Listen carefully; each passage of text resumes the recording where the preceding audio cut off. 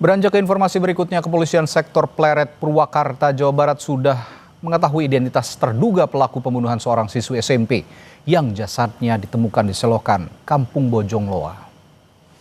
Dari penyelidikan awal, korban dijemput teman sekolah untuk kerja kelompok pada Jumat sore. Menurut temannya, korban dijemput teman lelaki usai kerja kelompok hingga akhirnya ditemukan tidak bernyawa di selokan Kampung Sabtu sore. Usai diotopsi, korban dimakamkan di TPU Cadas Mekar, Tegalwaru.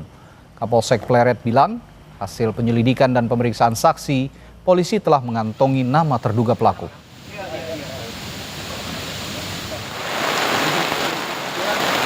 Kita sudah periksa teman-teman korban, teman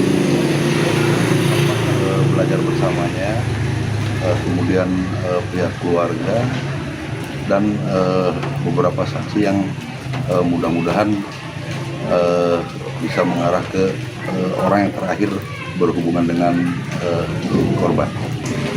Namanya sudah ada di tangan kita, dan mudah-mudahan bisa